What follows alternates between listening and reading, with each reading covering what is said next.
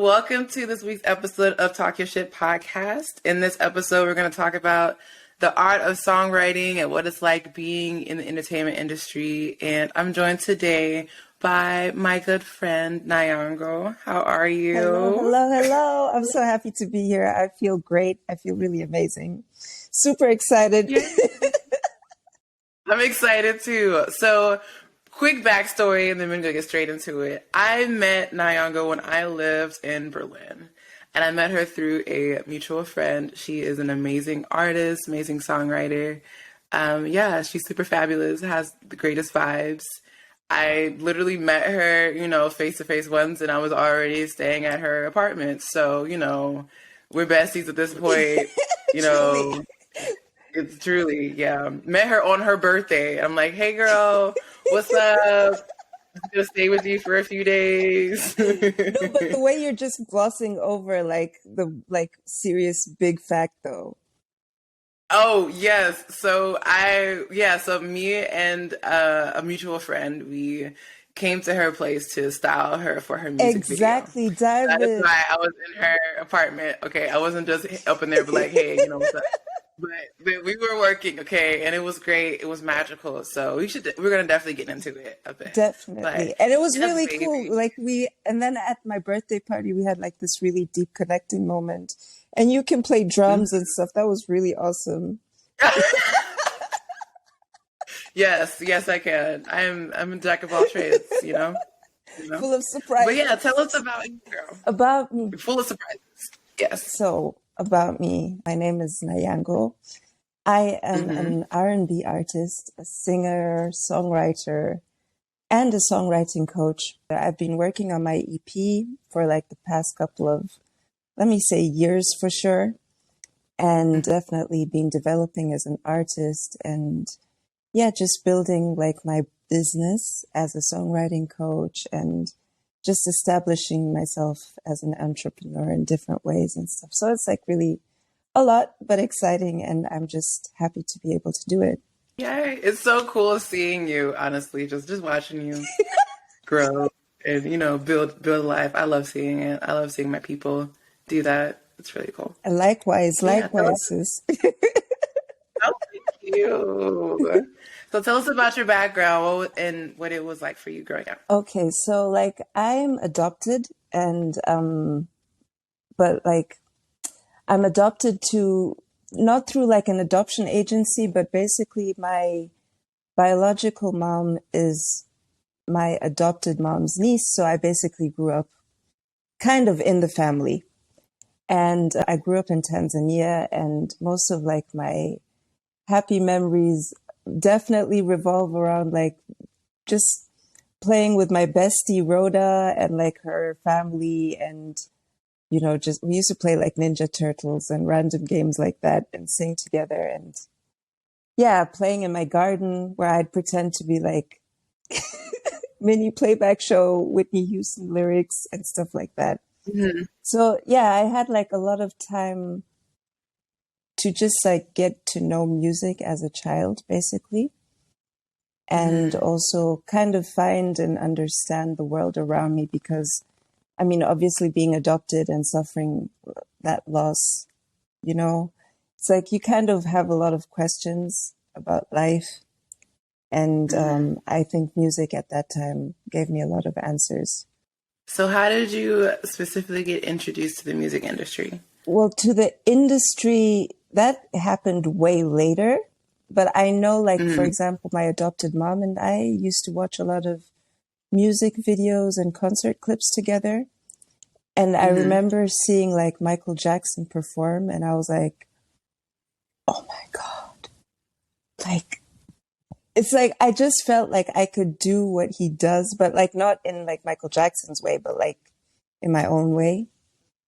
And then just hearing Whitney Houston sing I Will Always Love You, it's just having someone write lyrics where you just feel so understood. And that was just always so fascinating to me. So my first real professional setting, I will say, is when I got to tour with Daddy Rings, as a background singer.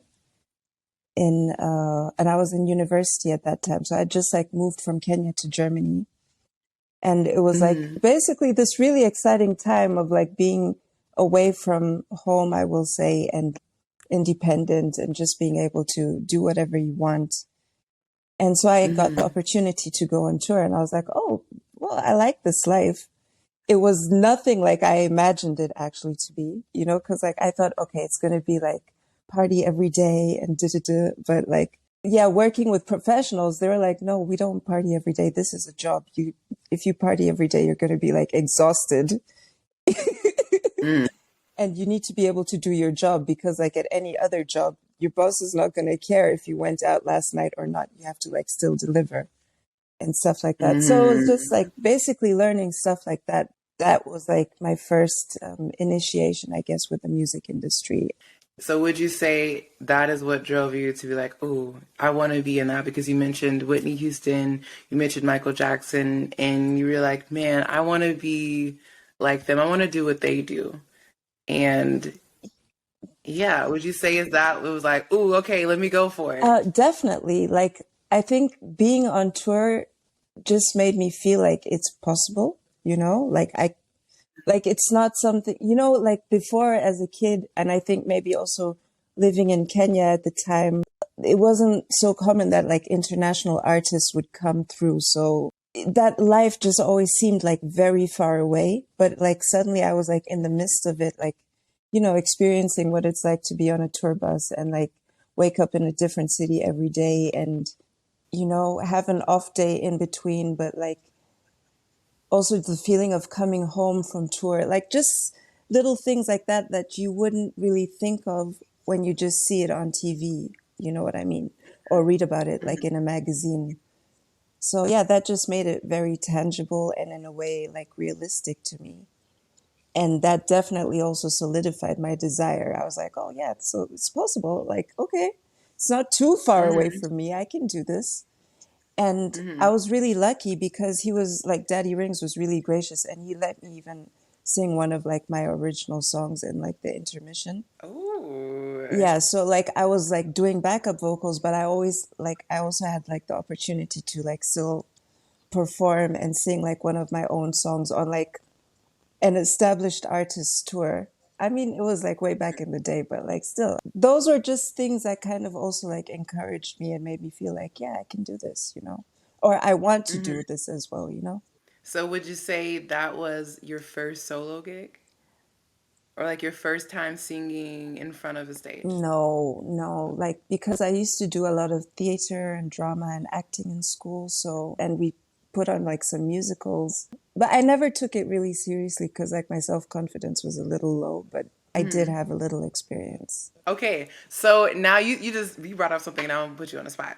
So you said your self confidence. When did you start becoming confident in your voice? Oh, okay, that's like super easy. I think the moment I met my current or like my most recent vocal coach on a Hmm. taboo, like she really taught me how to love my voice and just get confident with being who I am and even just being happy about like the fact that I exist as a person. Having that acknowledgement and that reflection was vital and special also for my development as an artist, as a singer. So like that definitely gave me the confidence. I mean, she was like also the first black female vocal coach that I ever had, and she's active in the music industry. I could see her perform. So like also having like that visual reference and like seeing someone like you doing it, it also gives you like another sense of like, yeah, this is possible. It's not only reserved for a certain type of artist or a certain type of singer. I think that is super important because I see that as a common theme, especially in our community, that it is important for us to see someone like us doing what we want to do. Because if we don't really think that it's possible for us. But then seeing us constantly out here killing the game, making millions of dollars, we're like, ooh, I can do that because, she did it. I think us having that example is really important for our success. And that is exactly why, well, not exactly why, but a very big reason why, I have this podcast because I want people to see, hey, you too can be a songwriter. You too can, run $1 million, 6 figure, whatever business, Definitely. Um, yeah, and having that confidence and having someone, point that out like, hey, you do have, a beautiful voice and you can use it and you should use it. And oftentimes for us growing up, we were, shunned for using our voice, telling us, being told not to be too loud, not to, make this person feel embarrassed, And it was kind of like, why must we shrink ourselves in order to make this person comfortable, right? The white man not out here doing it. Whoa, you touched on something, girl. So, so like, why do we have to do it, right? That is so Child. true. That is absolutely true. Absolutely true. Like, I mean, seriously, because, like, I mean, working in Germany or being like living in a German society, you realize that a lot of questions that we ask ourselves and a lot of hurdles that we might have to jump or things that we think about are not even like in their, they don't like think about the same things we do or like in the same way necessarily because not the same things affect them. Right. I think that too is just with any majority, any white majority country, city, they just don't know. They're ignorant to it. And then we try to explain it to them and it's still like they still won't fully understand. And I think that is very important as well in the German culture. A lot of people won't really experience it because, it's just kind of rare for someone to be like, oh, I want to go move to Germany for 2 years. But being in that culture, they are very just blind to racial issues. Like, yes, there are, you do find the bunch that are very aware, that are very, straightforward, open and talking. First of all, Germans are very direct, okay? They will tell you what is on their mind, and sometimes they'll you get taken aback. Other times, you appreciate it. Hmm. And then other times you like, I'm taken aback. I don't appreciate it. I'm gonna need you to like not. Hmm.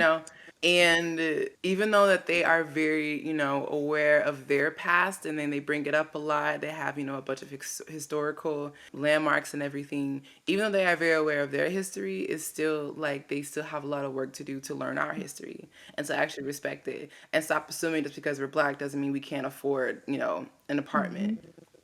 That's a whole nother story. There have been several times where people have asked me, "Are you sure this is your apartment? Are you sure you live here?" Because it's for some reason it's super weird for a black person to rent property or own property. Yeah, but also it's like I feel like also like just getting complimented for speaking good German. We should be Yeah, past that by now. Like why do you wonder? they're like super shocked. They're like, "Oh, she can learn another language. Wow."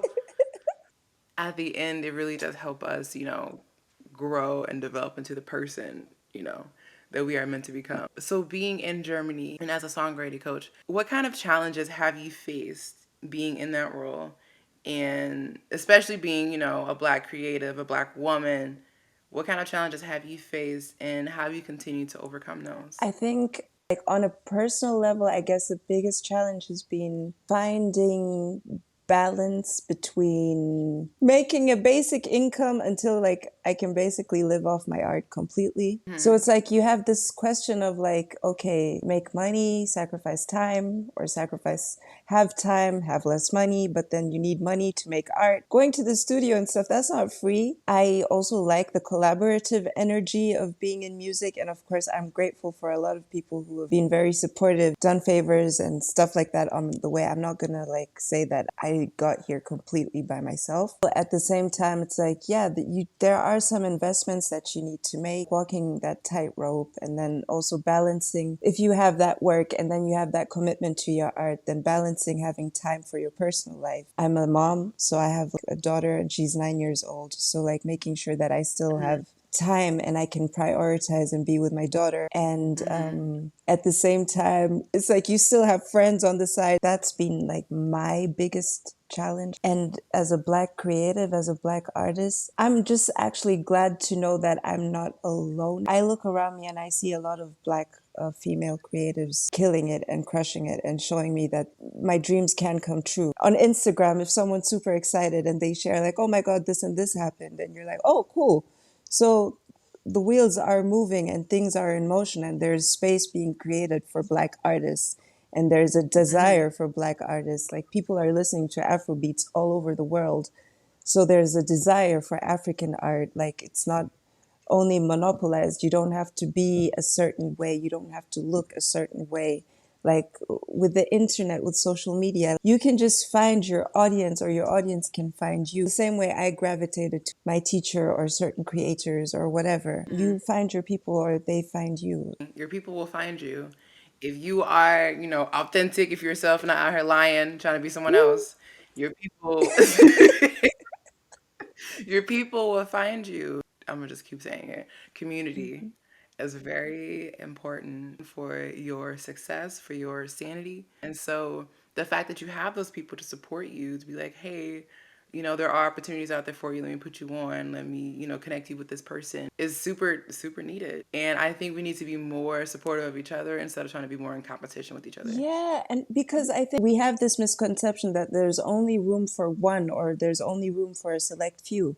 Like, no, Hmm. that's not true. Not at all. Of course, everybody defines success in a different way. So that's why it's like, why are we measuring everybody by one scale? Even in Hmm. terms of music, and like I've met like many people, some people are like, okay, I just want to write songs for people. I don't even want to be in the limelight. Success is different to everybody. So why do we have to say like it's only one person who can make it? We're Hmm. all driven by different things, and we aspire and have different ambitions. Yeah. And I don't I can't even fully answer why it's like that, but I think it could just be because greed and insecurity. Everybody wants it for themselves. They don't want to share.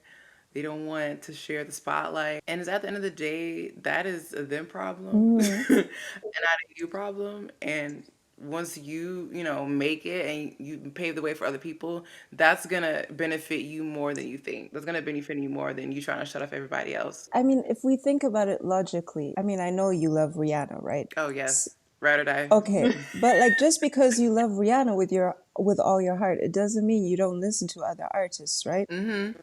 So Exactly. just so your personal favorite has happens to be Rihanna, and that it's okay, it's fine. It's like just there's still more artists, and they can still have like their thing, and do their thing in their own way and still thrive, and they don't have to be Rihanna, and you're not gonna like them less or like them in a different way. It's just like in a different mood, you're gonna listen to this artist, and for a different Hmm. day, you're gonna listen to another artist. You know what I mean? So. Exactly. And whether y'all believe it or not, I do not only listen to Rihanna. I well, I do listen to her like every day, but ride or die. ride or die, you know what I'm saying? But she's not the only person I listen to. But yes, you make a really great point. So along with you being an R&B artist and a songwriter, you're also a songwriting coach. Yes. So, what strategies do you teach your clients to ensure that they're successful at writing phenomenal music? Well, I mean, I think that really depends on the level they're on. It really varies. Like, it can be like, okay, one person I might be telling them, okay, I'm going to encourage you to like take 5 to 10 minutes to write every day just to like get your songwriting muscles up. Another person might already be writing whole songs. And then we're going to look at, okay, how can we dive deeper? How can we become a little more eloquent? How can we give this like some extra meat or some extra spice so that it just has more flavor and it's not just blatant, things like that. But it really depends on like where you're at in your songwriting journey. So what are a few okay, so now you said, ooh, hold on. Okay, so what are a few songwriting strategies then that you teach? Like exact okay, first of all, girl, you're gonna have to come sign up. I'm just It's, give us like a little well, snapshot. You can even just say okay, one. first of all, I'm always going to tell every artist and every writer to always write about what they know. So if you didn't grow up in the ghetto, you don't have to be writing anything about the ghetto. Like, seriously. And I said it like that on purpose.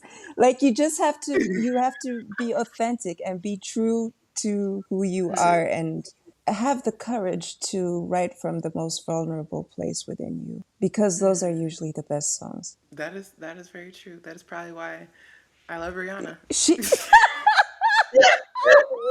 Honestly, I know. But she does have amazing songs and like amazing writers. But honestly, that is very good because people be out here lying, writing about stuff they ain't got nothing to do with them that they have never experienced, and it's like, look, for real.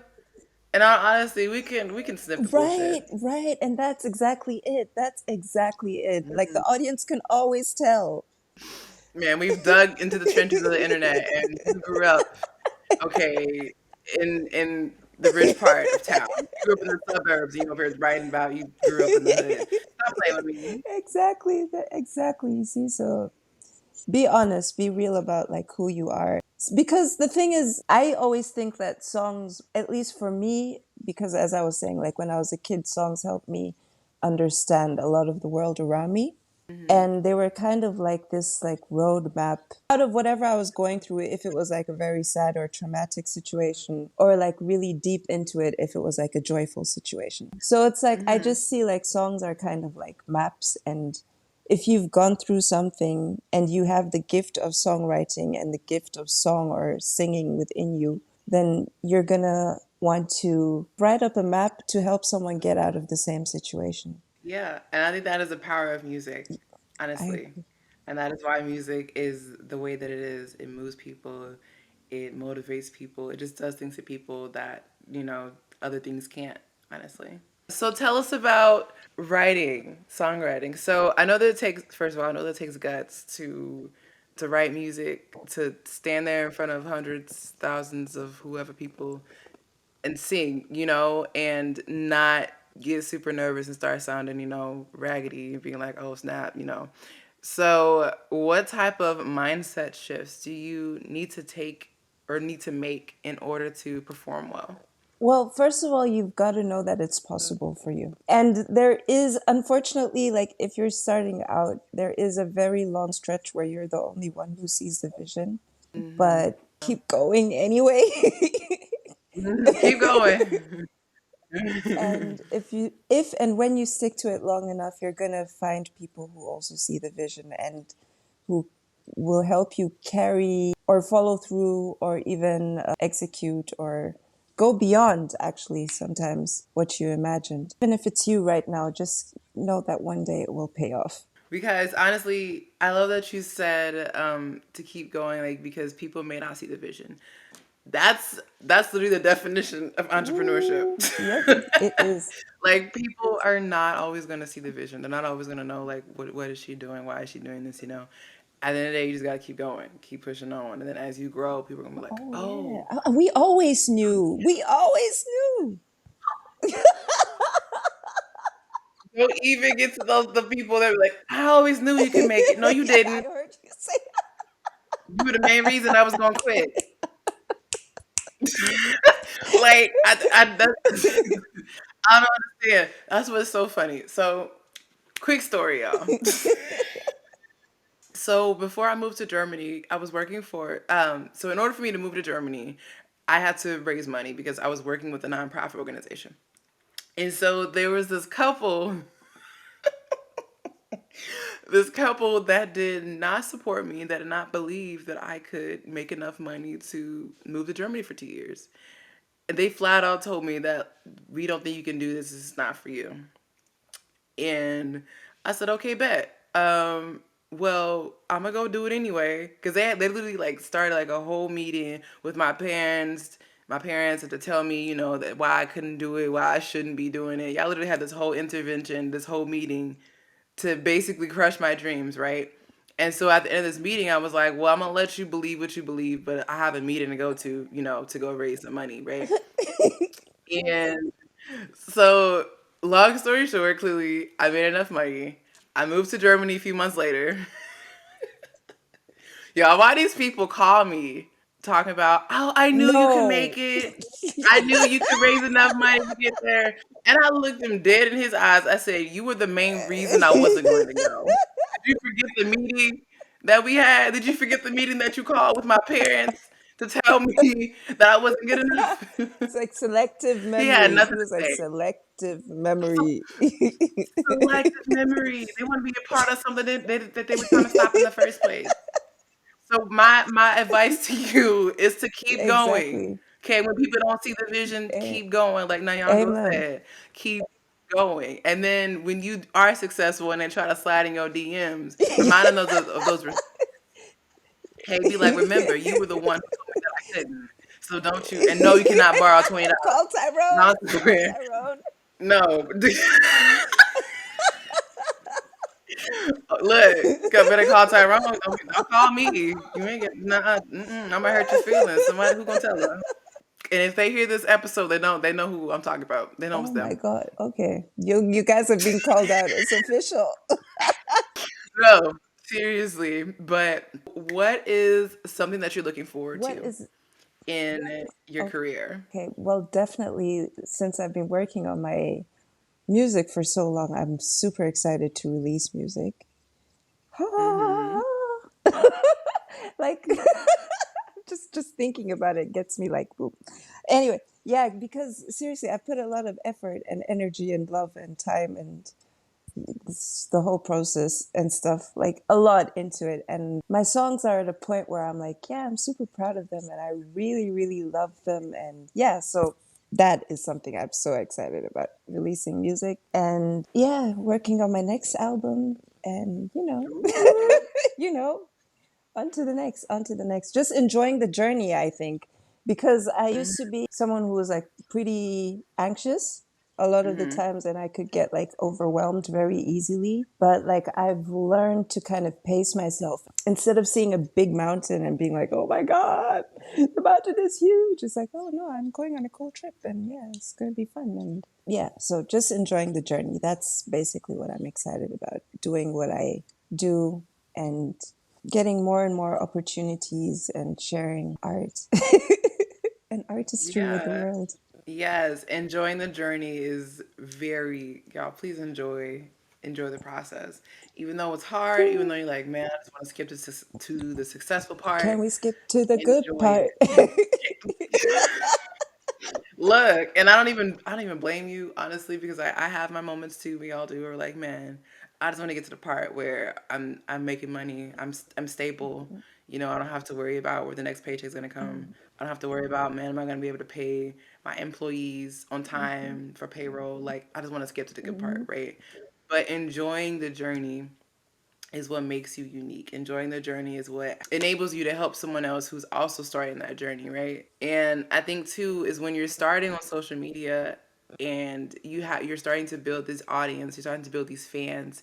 They love seeing your journey, right? They love seeing you, in the beginning, how, you're starting this podcast, right? And some episodes it's dark, some episodes I'm looking like Two-Face, but then they're gonna get to season 3 and I'm like, oh, her lighting is on Yeah. point, right? Mm-hmm, mm-hmm, mm-hmm. They're gonna enjoy that process, right? They're gonna enjoy like, man, she started, in this small room packing up these orders, and now she's out here owning, 3 warehouses and making multi-millions and selling her products in all types of stores. And now Rihanna's wearing her products, So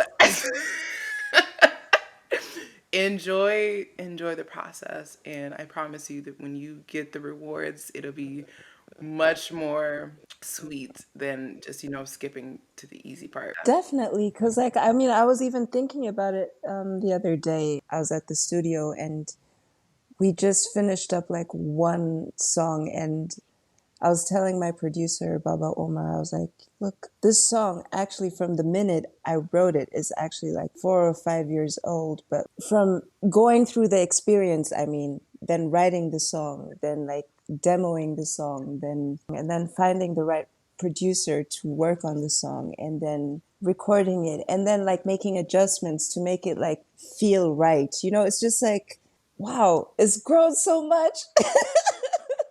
I mean, for someone who's just tuning in, they're probably just going to hear the song and it's like, okay, to them, it's a new song, like the first time they listen to it. But like for me, it's like, okay, I know how much it took and how much it required of me. And what we don't even think about either is that, that 5-minute song that the artist created, 35-minute song they created took them 3 years.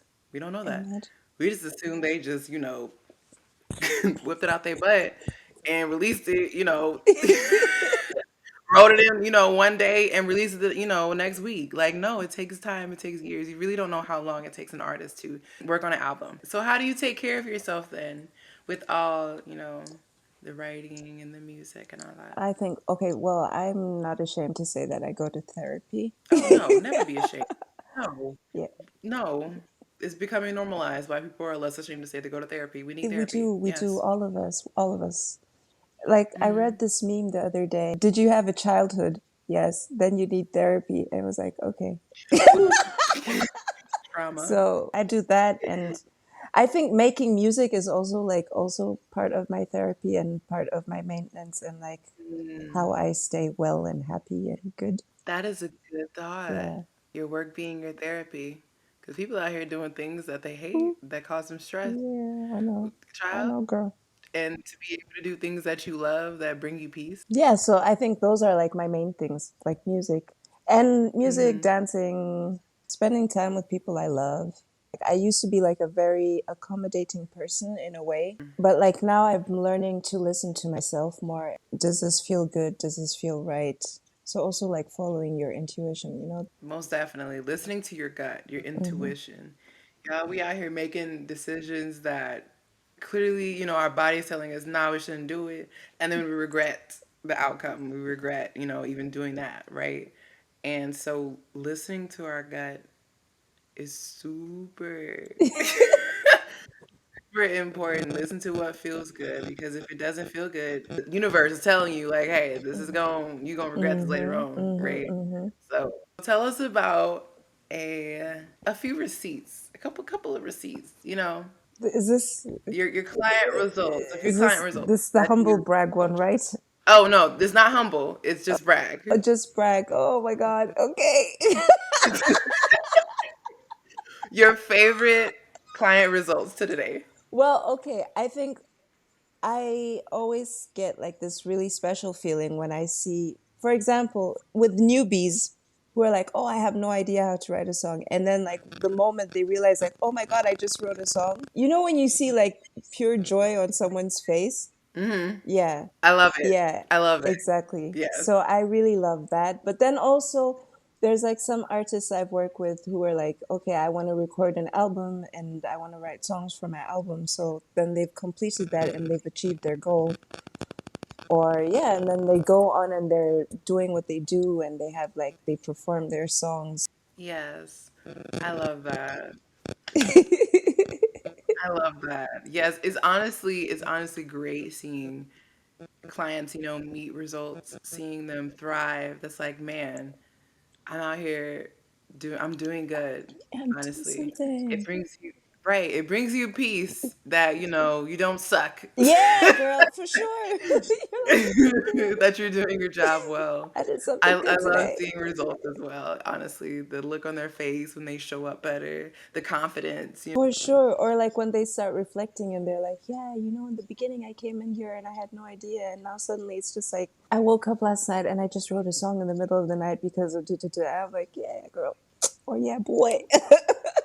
Exactly, exactly. We love it. We love Yeah. it. So Nayango, Hmm. give us what are three songwriting tips that you would give listeners who are either aspiring songwriters or who just love to do it for fun? Okay. So like I have like really a lot of songwriting tips mainly on TikTok. So you can check many of those out there and have fun. Ooh, shameless plug. Shameless I love plug, it. shameless. I slid it in like smoothly though, didn't I? Like It was very smooth. They didn't even know it. It just, just suddenly happens. just something happened. So be honest in your lyrics. Make sure your melody is the best it can be. Because, like, okay, your words are great, but your melody is what's going to draw people in, and the words are like what's going to keep them there, is what I always say.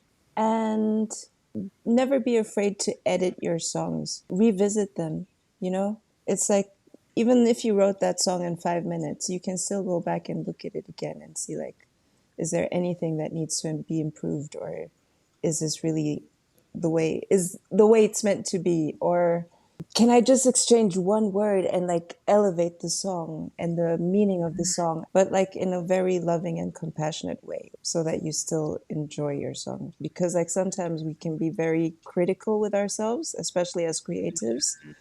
So we have Mm-hmm. to know that, okay, the judge can come out, but like let the judge still be a compassionate judge and not like one who's coming to slay you and, make you feel less than for creating something, you know? Yeah. Mm-hmm. So those are like my three tips. Okay. Well, y'all take this and run with it. Take the tips and then run, Run. to her TikTok for more tips. Yeah. Can I just like shamelessly say it's like Naiyango, that my handle is Naiyango, Naiyango underscore is underscore music. You'll find them on TikTok. Y'all, I didn't even have to ask her where can we find you. She said this is where. Let me tell you before you even ask. Okay. I love that.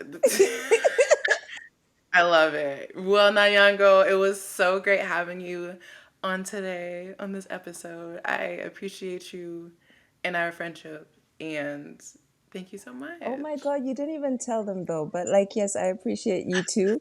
And I'm super excited.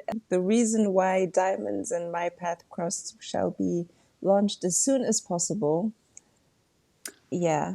So like my first, Ooh. yeah, girl. So yeah, you really came through with the styling though. Oof. I loved. Oh my God. We're gonna we're, I'm so excited. we're gonna have to have like a behind the scenes talk about that or something after the release, Yes. maybe, if you're interested. Yes, I would love to. Oh my gosh, y'all. I can't wait for y'all to see the magic. It was beautiful. The way that we pulled it all together, the way it seemed like there was one thing after another, but we made it work. Diamonds, It was your fashion it was skills beautiful. just like, mwah. I was like, okay, so styling. Okay, come through, stylist. And she did. And she did come through. Thank you. Thank you. You did. You Mm, did. You did. You brought like things that I hadn't even thought about. And I was like, ooh, okay, girl, you are not playing. no, she was not, and she does not, and is not, Like with, and will continue to yeah. not. So, oh my God. So I'm really excited. And thank you again for like really just bringing your magic to that. It was so necessary and so important. Of course, of course. Thank you for bringing your magic.